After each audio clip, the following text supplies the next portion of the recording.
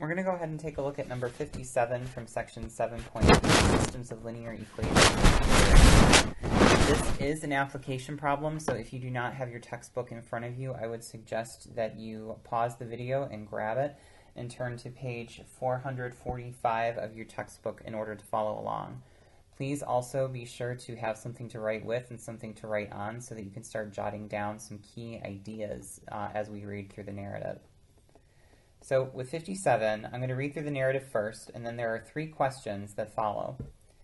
57 says, a company that manufactures small canoes has a fixed cost of $18,000. So just to pause for a second, the fixed cost means that no matter what, even if we were to only produce 1 canoe or 10,000 canoes, we still have to pay a flat fee or an initial cost of $18,000 in order to get this factory up and running. It costs $20 to produce each canoe. The selling price is $80 per canoe.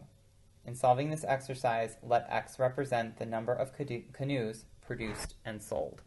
So that's kind of important to note. So I'm just going to put that up on top. X is going to be equal to the number of canoes. And that's a fun word to try to figure out how to spell.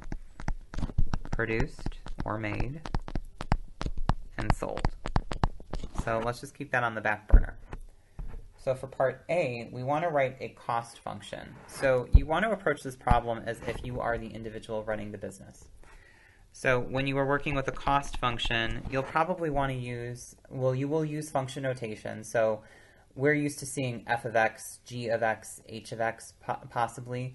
I'm using a capital C of x where C is arbitrary, but I picked C because C and cost. So I'm just tying it together like so. And I want to know how to create a function to let me know how much I'm spending. Well, how much am I spending in order to produce and run this factory or this business in order to make these canoes? Well, in this case, I know that I have a fixed cost of $18,000, no matter what, just in order to open the doors, turn on the lights, and whatever else, it's $18,000 to get up and running. After that, it's going to cost me an additional $20 per canoe. So depending on how many canoes I have, I'm going to spend $20 on each. If I just want to make 1 canoe, it's just 20 bucks. If I want to make 3 canoes, I have to spend 60 bucks. Okay? So there is our cost function. Part B wants us to come up with the revenue function. So the revenue function we'll say is R of X. So it has that basic function notation look to it. I'm just selecting a capital R to remind me that, you know, if I get lost at any point, R stands for revenue, kind of deal. And we know that revenue is how much money we are making or pulling in from the consumer. So in this case, we are selling the canoes to the consumer for $80 per canoe. So take a minute to think about what that would look like. If you said that it would be 80 times each canoe that you sell, then you are correct, because we're making $80 from each canoe that a consumer purchases. So this is for part A and for part B. The next thing that we want to do is we want to determine the break-even point and describe what this means. So specifically, what do you think break-even means? And if you're saying, well, break-even would probably mean that I'm going to put in the same amount of money to make the canoes, and I'm going to earn the same amount of money from selling them. So in other words, you didn't lose money, but you didn't gain money. You basically are awash, and you basically have made $0. You've brought in exactly how much you've spent. So specifically what that means is that the cost is going to be equal to the revenue. So let's kind of abstract this. So the cost, well, that's our cost function, will be equal to our revenue. So that's our revenue function.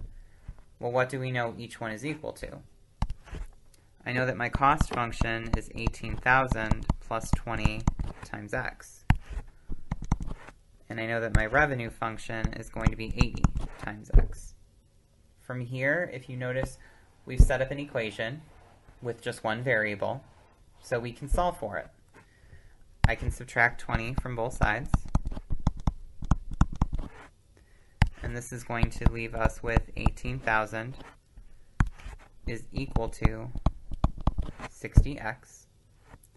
We can undo that multiplication by dividing both sides by 60 to get x on its own. And this results in 300 is equal to x. Specifically, these are going to be canoes, as we had defined earlier above. Okay, so if I want to produce if I want to produce 300 canoes and I end up selling 300 canoes, that's where everything is a wash. I've spent the same amount that I've earned. Okay, so here is your final solution. I hope that was helpful. If you have any other questions, please let me know.